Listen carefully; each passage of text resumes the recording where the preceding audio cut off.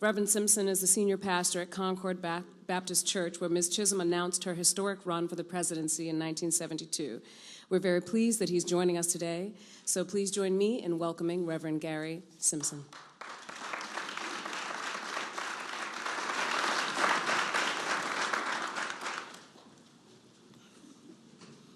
Let us pray. What a profound blessing to gather together this morning to have pause to remember a true trailblazer and freedom fighter, unbought and unbossed. We have come here to honor the life of the late Honorable Shirley Chisholm, and yet we realize in honoring her, we are also her debtor. For each of us in this room owes where we are right now to the trail she has blazed. We will spend the rest of our lives trying to catch up to her. And so we are blessed to honor that and to recommit ourselves to those struggles that made Shirley Chisholm who she remains to be. In the name of all that is holy, we reverently say, Amen.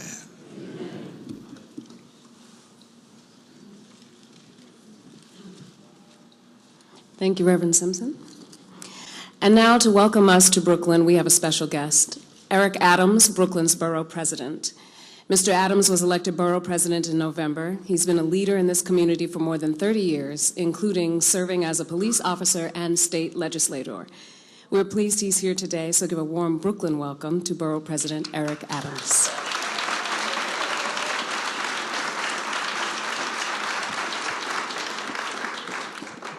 Borrowing from one of the most eloquent philosophers of our time, the rapper Drake, started from the bottom, now we're here. And I know some people, when you hear Borough President, you think of Marty Markowitz. Eric Adams, the Borough President now. And I'm joined by my very talented, intelligent deputy, Diana Rayner, as well as many Brooklyn electeds who are here, Walter Mosley, our district leaders, our new DA, Ken Thompson. Let me say this, that we're here to dignify a great woman by showing and displaying a stamp that she will place and be able to place on the letters that go through our U.S. Postal Service. But the question mark that lingers over our lives, will she put a stamp on who and what we are? Will her stamp of approval reflect that we're moving in the direction that she started so many years ago? As we have this mean-spirited conversation about immigration, we have to remember she was a child of immigrants. As we talk about education, when families from charter schools and public schools are fighting to determine which classroom their children will sit in as we prepare our children, not only to be the best that they have to offer in Brooklyn, but on a global proportion, that was her legacy.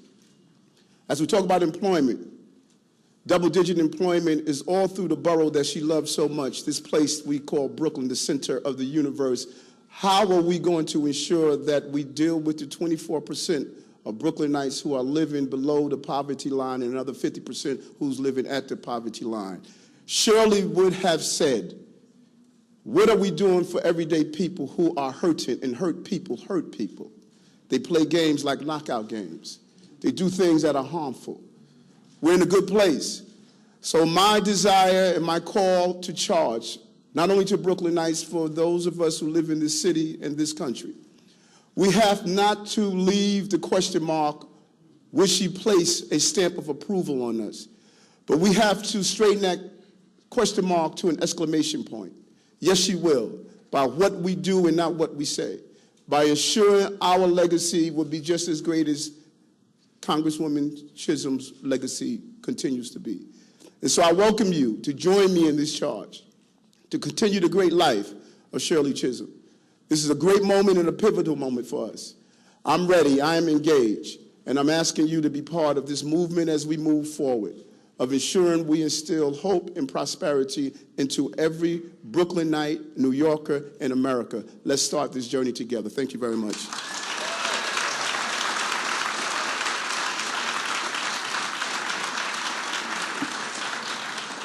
Thank you, Mr. Adams. So we're going to hear a lot today about Congresswoman Chisholm and her legacy, but before we begin the tributes, we have a special treat. The Postal Service has produced a short video presentation about Ms. Chisholm. It features contributions from some of the people who knew her best, as well as some wonderful archival footage of the woman herself. Let's take a look. Shirley Chisholm was the first African-American woman elected to Congress in the late 60s. She also was the first woman and the first African-American to mount a serious candidacy for the presidency of the United States of America. Shirley Chisholm is the woman who ran for president, whose outreach, both in communities of color and to women, was remarkable. She made real progress in this country, not because she wanted to be a politician, because she wanted to make change. Certainly one of the heroes of big cities in the North, pioneers in education and healthcare and urban redevelopment, was Shirley Chisholm. Well, Shirley Chisholm was a person you'd love almost immediately. She always smiled. She was a bundle of energy. She'd been a teacher, so she related to children and adults very well and equally well. She evolved into politics through the state legislature and ended up in the Congress of the United States. One thing about Shirley Chisholm is you did not need to go along to get along, that you had a unique perspective as a black woman in Congress, and that unique perspective would make our country better. If anybody says that they are leaders, they must have the courage and the guts to take a stand and not equivocate and not straddle consistently and persistently. If not, you have no right to leadership. She always encouraged us to not sit back and take what people give us, never accept the status quo. I think young people can be encouraged by her story. You know that I have never been exactly a favorite of the party, and I do what my conscience tells me to do. During that period, more bills related to child care and education and human rights were passed than any other period in history. And she was quite often the point person on the details and how they would impact communities and parents and the children themselves. Shirley Chisholm was the expert on that. Now, she said herself that, of the two handicaps, as she called it at that time she had, being female and being black, she received more problems being female. And so she really wanted to step out and pave a way for women. The women's movement really grew out of the civil rights movement. It was highly informed in terms of its strategy, its vision for the United States, was very much informed by the work that many of the now founders had done in the civil rights movement. I think that because of Shirley Chisholm, more and more women began to imagine themselves as leaders in their communities, governors of their state, president of the United States. And I think just as importantly, more and more men began to imagine that they could support a woman as the leader in their political community. I felt that the time had come when a black person or a female person could and should be president of these United States of America, not only white males. And I decided somebody had to get it started. Shirley Chisholm paved the way for Jesse Jackson to run for president twice. And of course, had Jesse not run, had Shirley not run, I'm convinced we would not have President Barack Obama in the White House. And so I believe that Shirley Chisholm really started that with her life and her legacy, and she would not give up, and I think she's very proud of the work that she has done. When the U.S. Postal Service says that you're a distinguished citizen, it means something. Every school child ought to know who Shirley Chisholm was, really. I think that this stamp is really going to generate not only remembering her legacy, but also promoting what she stood for. I hope that it inspires them to be the kind of person that Shirley Chisholm would want us all to be. Now that we got the forever stamps, I hope that all of these will be constant reminders of how this nation was built and the people who built it. I want to be remembered as a catalyst for change in America. Thank you, Shirley Chisholm. Thank you, Shirley. But for you, there would be no me. Thank you, Shirley Chisholm. I love you and I miss you. Thank you, my sister, Congresswoman Shirley Chisholm. You were a blessing, and you continue to be a blessing to all of us. That was a really great video. I hadn't seen it. Our first speaker today is the founder and president of the National Action Network, a not-for-profit civil rights organization with 60 chapters from coast to coast. He's also the host of Politics Nation, which airs weeknights at 6 on MSNBC, and he hosts a national daily radio show called Keeping It Real. I think Ms. Chisholm would have liked that. President Obama has called him, quote, the voice of the voiceless and a champion for the downtrodden. We're very honored to welcome him today, so please join me in welcoming the Reverend Al Sharpton.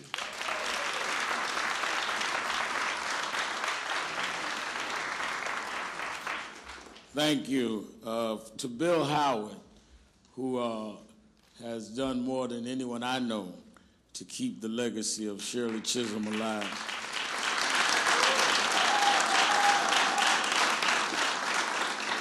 And to our Borough President for hosting us. It's a long way from across the street when you and I and Charles was arrested with the day of outrage. Under Ken Thompson's office, we come a long way.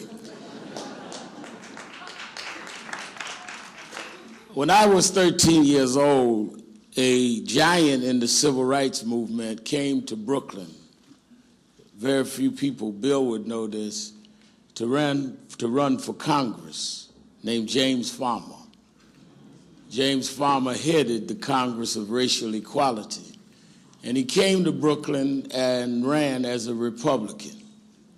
Bishop Washington, who I was a boy preacher under, and others hosted him. He ran against a fiery woman named Shirley Chisholm. And as a youth, I joined her campaign. And she and I became friends. Shirley Chisholm was probably the most courageous person that I had met. She took on Mr. Farmer. She took on the establishment. She took on the party. And she became the first black woman to be elected to Congress. I tell that because in the rewrite of history, people act like what she did was easy.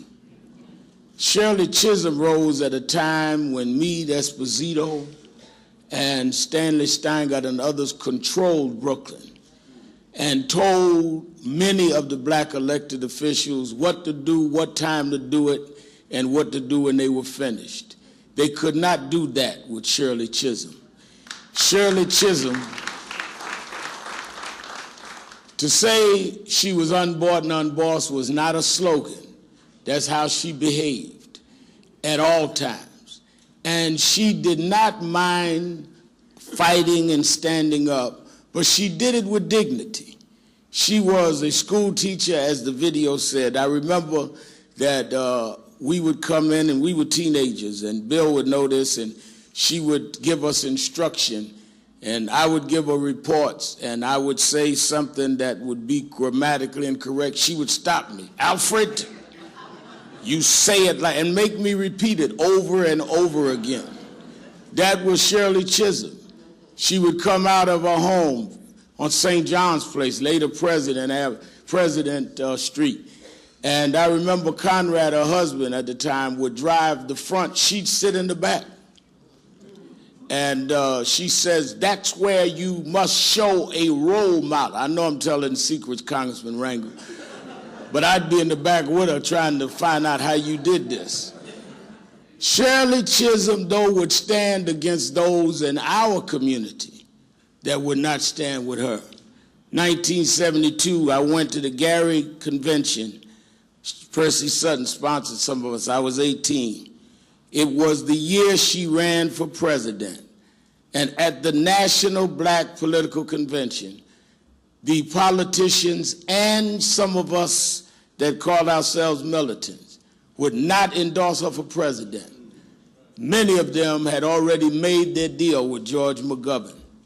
She went to the convention in Miami, having been betrayed by some that she had helped to fight for, but never backed up and never, ever sold out.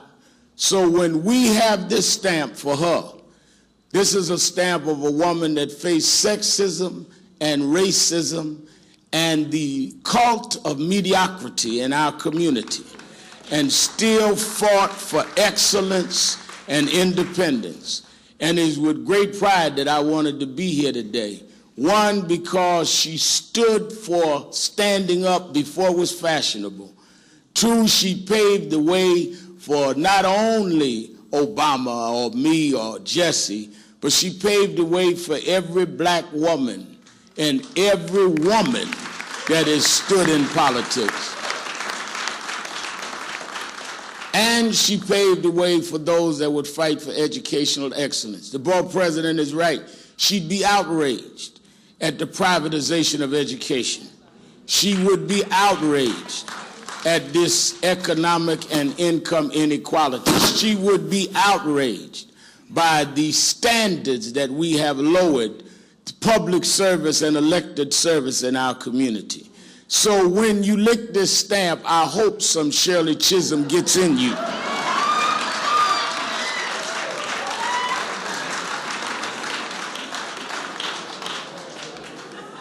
Because that's what she represented. And she represented investing in the young, investing in the generations to come. I know because when I was just a teenager, running around Brooklyn, trying to find my way, she invested a lot in me. I will never forget, she would always tell me, you can talk, but learn to speak right. And we would go out and Victor Robles sometime, we would used to argue about who was gonna have to hold her pocketbook. And, well, I wasn't gonna tell about the fur, but we used to hold all that, Charles, while she spoke. And she'd tell me, warm up the crowd, Alfred. You did all right. And she would stand on the corner, on the pulpit, or on whatever palatial rostrums she had to do as a congresswoman. But it was always the same message. And it was always the same purpose and always the same goal, to speak for those of us that had no one to speak for. So, Mrs. C., we salute you today because your life saluted us. Thank you.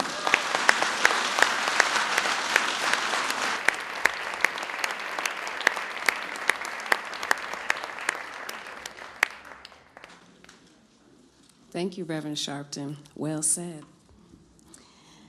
Now to dedicate the Shirley Chisholm stamp, we're pleased to welcome the Deputy Postmaster General of the United States, Ronald Stroman. Mr. Stroman, yes?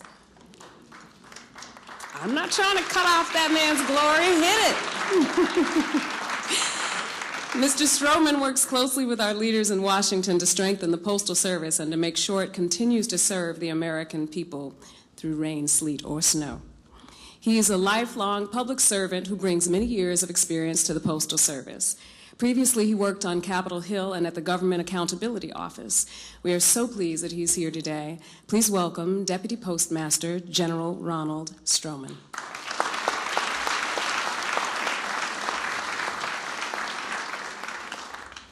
Well, good morning.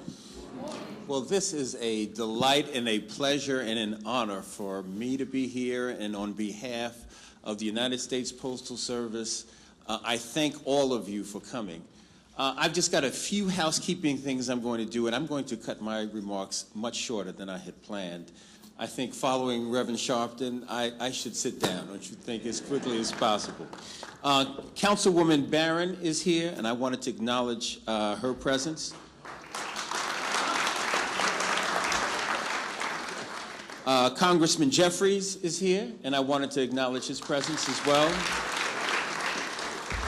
Senator Montgomery is here, and wanted to acknowledge Senator Montgomery's presence. You know, there are several people who made this happen. And, you know, Reverend Sharpton mentioned Bill Howard. And, of course, you saw Bill, and again, I want to extend my great appreciation for Bill's work. In addition to Bill, Michelle Gibbs worked very hard to make this happen. Barbara Bullard, a business leader who is helping to keep Ms. Chisholm's legacy alive, as well as Clem Richardson, a journalist who is doing his part to make sure that the world never forgets Shirley Chisholm. You know, it's not too far from here where Ms. Chisholm became unbought and unbossed.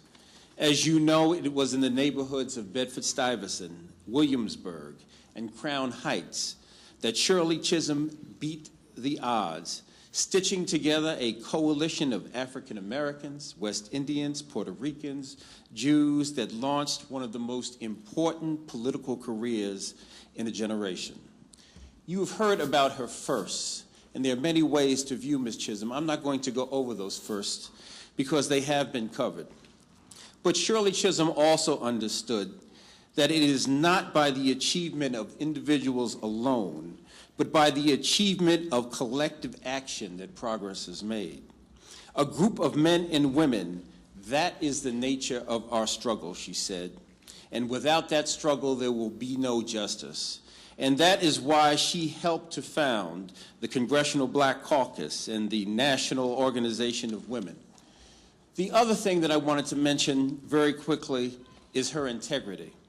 And, you know, it is not by accident that the portrait that we have selected for her stamp comes from a series by Robert Shetterly, Americans Who Tell the Truth. She spoke truth to power, regardless of the stakes. Her voice and her vote were not based on political expediency. They were based on principle. And perhaps it should come as no surprise that we in the Postal Service have such admiration for her. Shirley Chisholm wrote in her autobiography that as a new Congresswoman, she wanted to be assigned to the House committee that handles the Postal Service. That's because she recognized that the Postal Service also has been a catalyst for change. The Postal Service has helped to pull millions of Americans out of poverty and helped to create the middle class. She recognized that at a time when so many professions were closed to women and minorities, the Postal Service offered an opportunity to thrive no matter your color or gender. And it is our hope today that this forever stamp will help cement her legacy. And oh, by the way, you don't have to lick them anymore, but we get what Reverend Sharpton meant.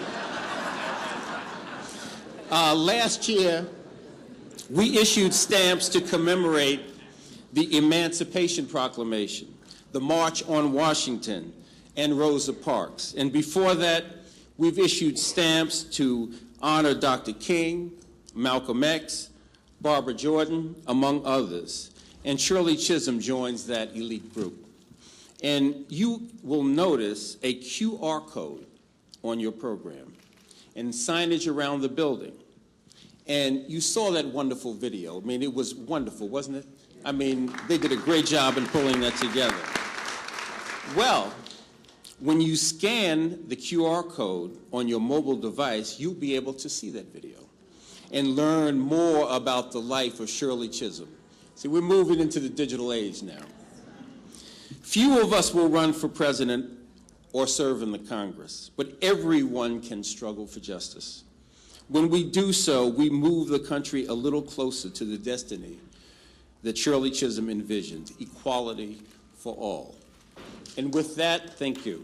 And with that, I'm going to ask the program guests to join me in unveiling the Shirley Chisholm stamp right here in Brooklyn Borough Hall.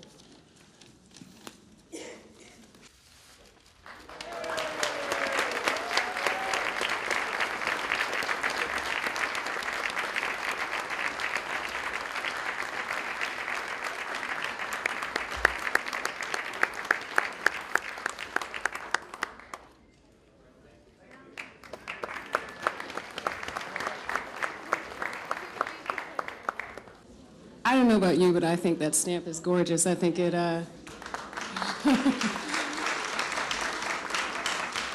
sometimes you see a picture and it's just that, it's a picture, but this portrait seems to capture Congresswoman Chisholm's sense of person and perseverance and strength, and it's gorgeous. Our first speaker is Congressman Charles Rangel, who's serving his 22nd term representing the people of New York in the House. Yes.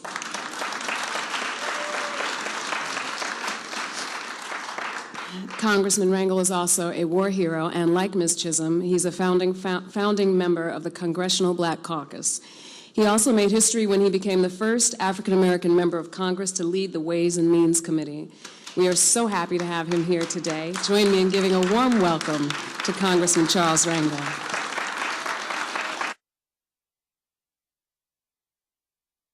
Our love for Shirley Chisholm can have politicians like me restrict our comments to 3 minutes.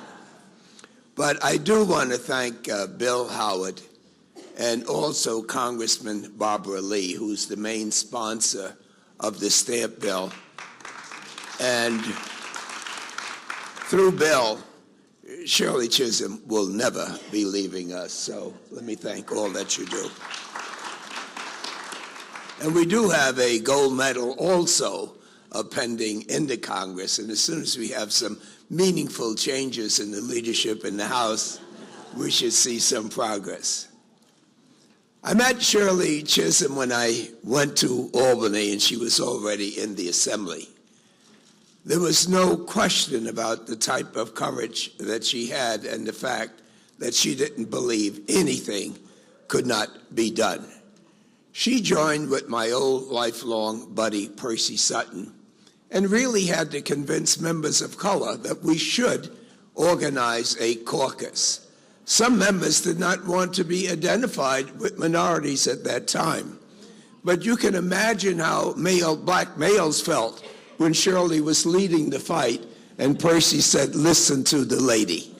When I was fortunate enough in 1971 to go to the Congress, Shirley Chisholm had preceded me. And so the work of telling people how important it was to take our resources, our talents, and come together had already been done. There were 9 African Americans before Shirley and I got there with Ron Dellums and a couple of others, one from Maryland. And anyway, the 4 of us became the 13. And it was a struggle to do the same thing that Shirley and Percy was able to do in the Assembly, to be able to do in the United States Congress. And so through us, I want you to know there is no question that Shirley has given us the confidence to do what she already had done. And there's no black person and no woman that's ever aspired to become president that did not have within them the confidence of knowing that someone else had broken that glass ceiling before them. And so from the 13 of us, we have been able to grow from 13 to 26 to 33 to 43. And I would ask those members of the caucus that are here, and in the spirit of Barbara Lee, who should be here, just to stand, because through these people, Shirley will continue to live.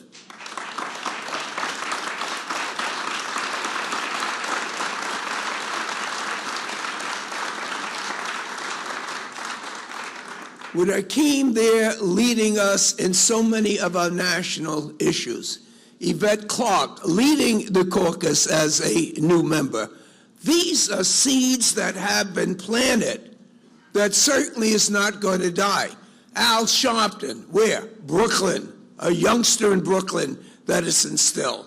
We have a borough president of all of Brooklyn and a symbol for the borough. We have an advocate for the city of New York from Brooklyn. We have a district attorney from, and you may not see it, but in all of them and in all of us, there's a little bit of Shirley Chisholm. We have to recognize that Shirley would not be happy, and neither should we. As Eric Adams said, we should not have to talk about stop and frisk. It should be a feeling that we have as Americans that once we know that we're entitled, then we won't need the efforts of Hazel Dukes, who fights each and every day with the NAACP, and Jeff Eating, who fight for them. Shirley, in bringing together people, has brought together resources. And so let us all leave here not believing that she passed away. Let us all truly believe that the problems that we have can be resolved. But it takes a little bit of Shirley Chisholm that's in all of us to have the courage to stand.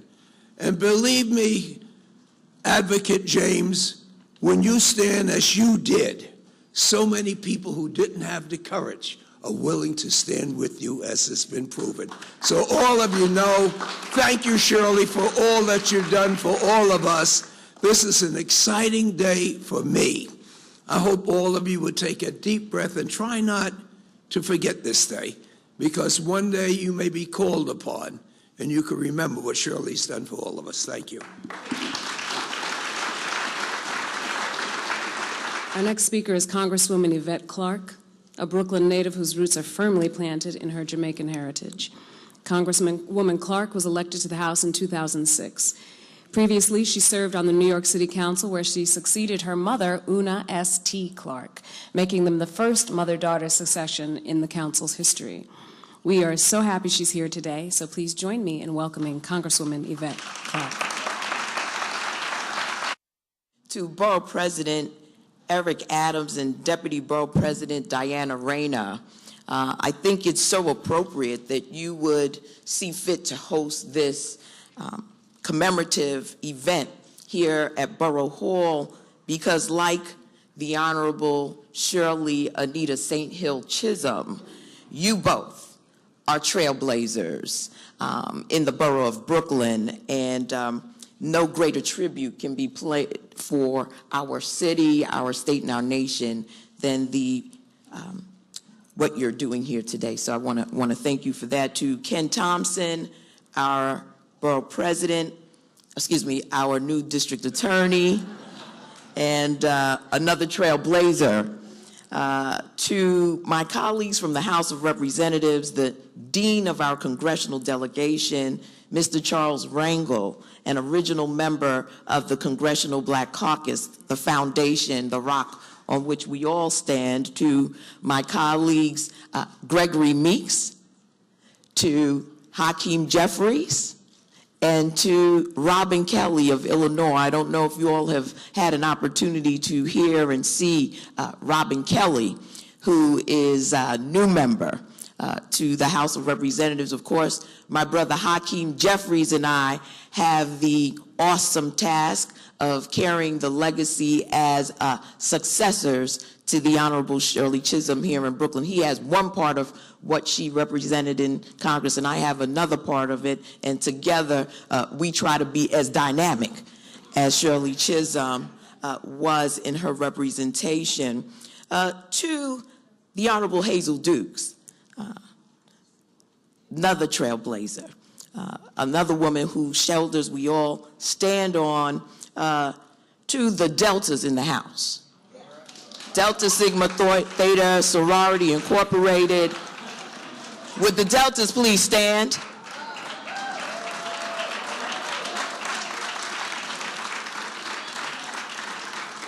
I certainly see some of our leadership is here, but I would be remiss as a soror myself if I did not acknowledge the president of the Brooklyn Alumni Chapter of Delta Sigma Theta, Ms. Chandra Stone-Schneed, who is with us. That is the chapter that our beloved Shirley was a member of.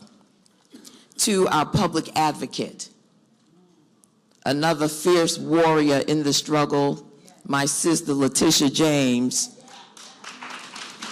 And to all who have gathered here this morning, it's certainly an honor and a privilege to be here to see this day in our history come into fruition. I think so much has been said about Shirley Chisholm. We know what a fierce advocate she was for the people of Brooklyn and the people across our nation. There was not an issue that Shirley did not take on with passion and with gusto. And I believe it came from her servant's heart, understanding the needs of the people and the times that she was confronting. It took the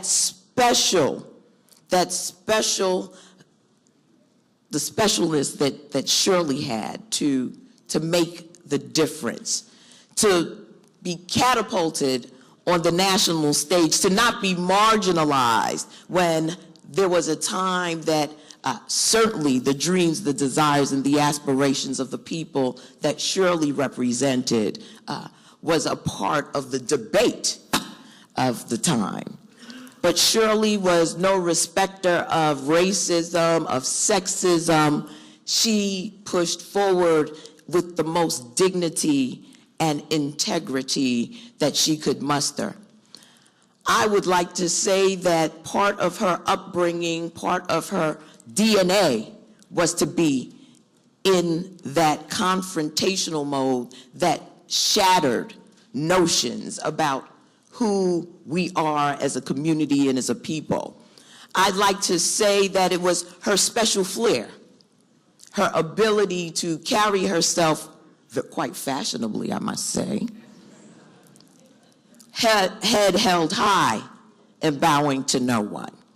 And so today is a great day. It's a day when we can reflect on the sacrifices of a woman in a time when many could not even could not take the fact that this woman was elected by a constituency to represent them. In Washington, they just couldn't handle it. They wouldn't even give her a chair in committee. You know, they were upset that she was making the same salary as the white men in the body. You know, there was just so much that it upset the status quo. And today we are all beneficiaries of that shaking up of the status quo. And so when I look at a Darlene Mealy, another black woman who's been a beneficiary, I look at Senator Montgomery, we all have to just say, thank God for Shirley Chisholm.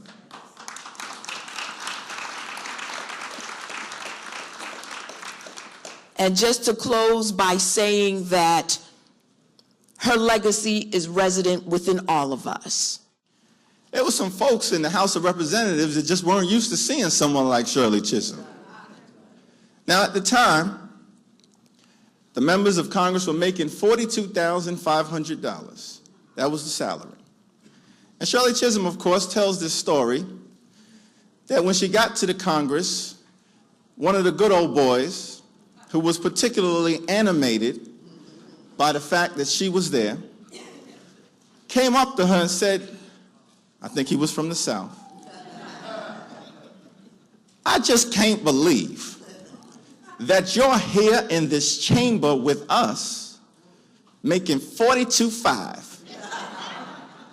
And she said this went on for a while, and she was trying to restrain herself and show some patience. But after a while, she said she couldn't take it anymore. And so he came over to the floor of the House of Representatives, and again he started to imagine that. You're here making $42,500. She said she paused for a moment and then said, well, if you can't take it, vanish. Whenever I come into the chamber, just vanish. And if that's not possible, you just gonna have to accept the fact that I'm here with you making $42,500. She was on board and unbossed. And then, of course, we noticed she went on, didn't only blaze a trail in '68 by her election, but in '72 went on to become the first woman to seek a major party presidential nomination. And in many ways, there are a lot of folks that can trace their political ascendancy to that moment of courage. We've got Robin Kelly here from Illinois. When Carol Mosley Braun was elected as the first black woman ever to the United States Senate in 1992, she can trace her lineage to Shirley Chisholm. When Nancy Pelosi became the first female Speaker of the House of Representatives in 2007, she can trace her lineage to Shirley Chisholm. When Bill Clinton's better half perhaps gets elected president in a couple of years, she can trace her ascendancy to Shirley Chisholm. And so we've got a lot to be thankful for. And certainly, as was mentioned, we know that before President Obama ran in 2008, Al Sharpton ran in 2004. Before Al Sharpton ran in 2004, Jesse Jackson ran in 84 and 88. But before that trio of men, it was Shirley Chisholm in 72. And as I take my seat, I'm just fascinated by the fact that when President Obama ran and ultimately was successful, his theme was change that we can believe in. But in 1972, there was Shirley Chisholm, as Bill Howard knows, with her campaign slogan, Catalyst for Change. And 36 years later, she brought that change about. God bless you, Shirley Chisholm. Thank you for continuing, Mr. Postmaster, for upholding her legacy. Our next speaker is Dr. Carl Reed. Let me say that again, Carl Reed, of the United Negro College Fund. Since 1944, the fund has raised more than $3 billion to help more than 400,000 students earn college degrees. As the fund's senior vice president, Dr. Reed oversees the development of new programs, research, and capacity building. He brings more than 15 years of experience and dedication to this role, including serving as an associate dean at MIT. We're delighted he's here today, so please join me in welcoming Dr. Carl Reed.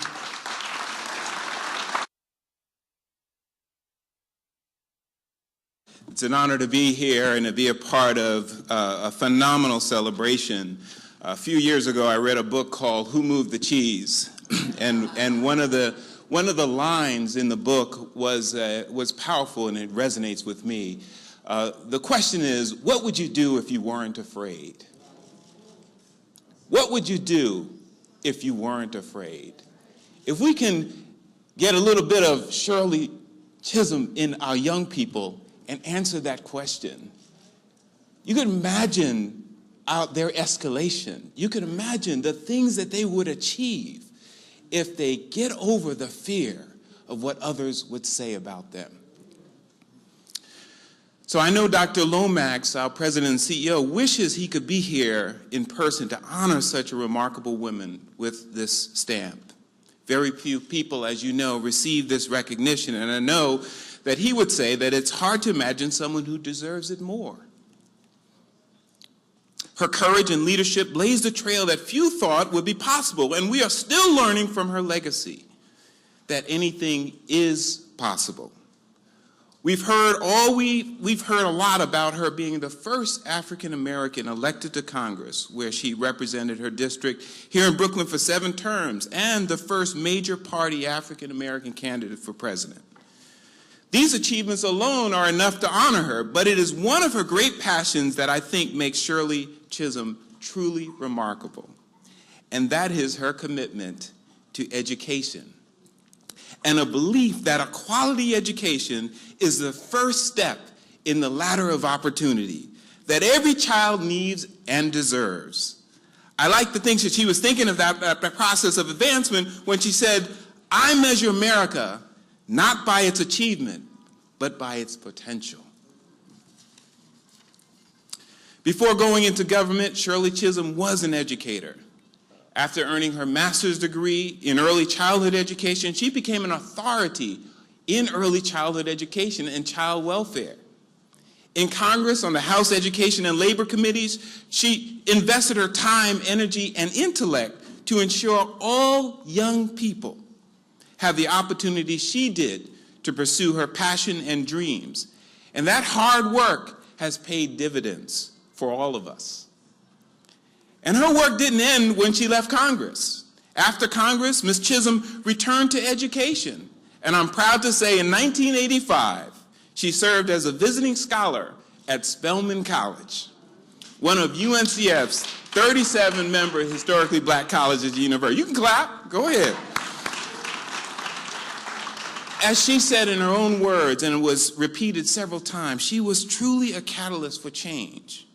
And she believed that the life of education is change and innovation. She was instrumental in changing the narrative about what was possible for African Americans, as well as what's still needed today, at a crucial point in the post-civil rights era. And UNCF itself built on that narrative a few years later with "A mind is a terrible thing to waste." That narrative, that motto, spawned scholarship programs that's helped hundreds of thousands of young people go to college to get the education they need and deserve. And it's because of that powerful belief and legacy that we've established the Shirley Chisholm Community Service Award for Innovation in Education. It is one of our highest honors. It is awarded to someone who lives up to the example she set, someone who has been a catalyst for change. It is absolutely fitting, ladies and gentlemen, that we are here to remember a woman who broke down barriers in her life, but who believed in the power of education to break down barriers for others. And I can think of no one who embodies the motto, "A mind is a terrible thing to waste, but a wonderful thing to invest in." God bless you.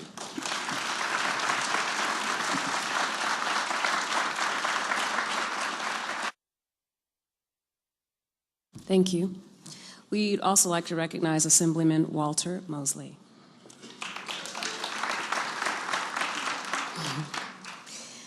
At this time, I'd like to introduce Brian Gambogi and Gabrielle Almagor, the producers of the upcoming film, Chisholm.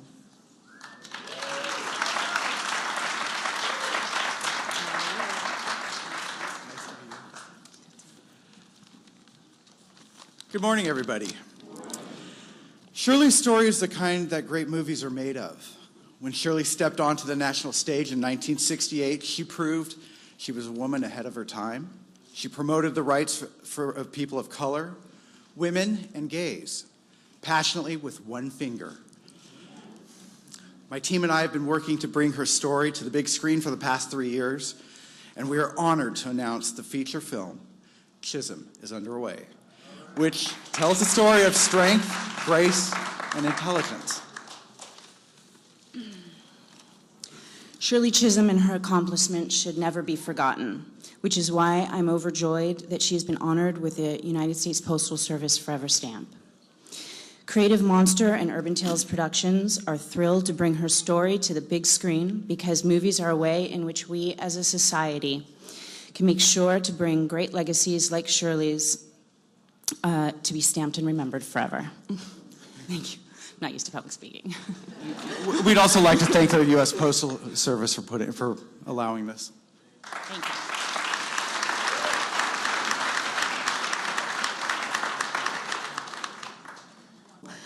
My grandmother was a teacher. I've known of Shirley Chisholm my entire life.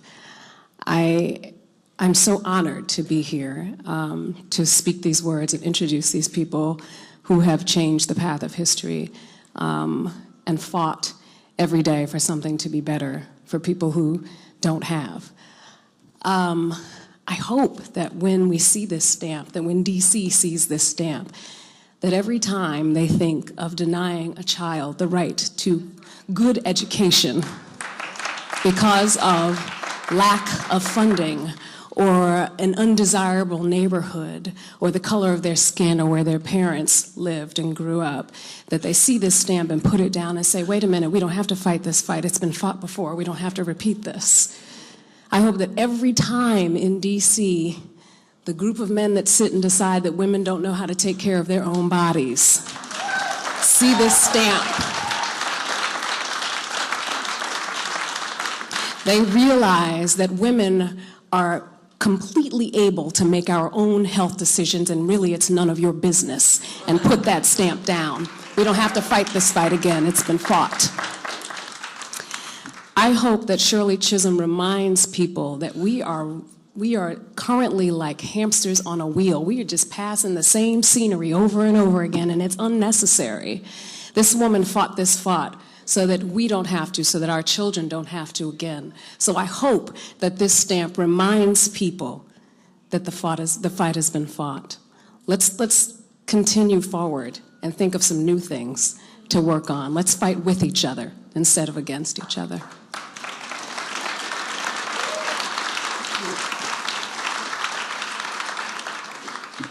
And to conclude our program, we're going to hear once more from the Renaissance Steel Chamber Ensemble, who will perform Lift Every Voice and Sing. Lift every voice and sing till earth and heaven ring, ring with the harmony of liberty. Let our rejoicing rise high as the listening skies. Let it resound far as the roaring sea. Sing a song full of the faith that the dark past has brought us. Sing a song full of the hope that the present has brought us. Facing the rising sun of a new day begun, let us march on till victory is won.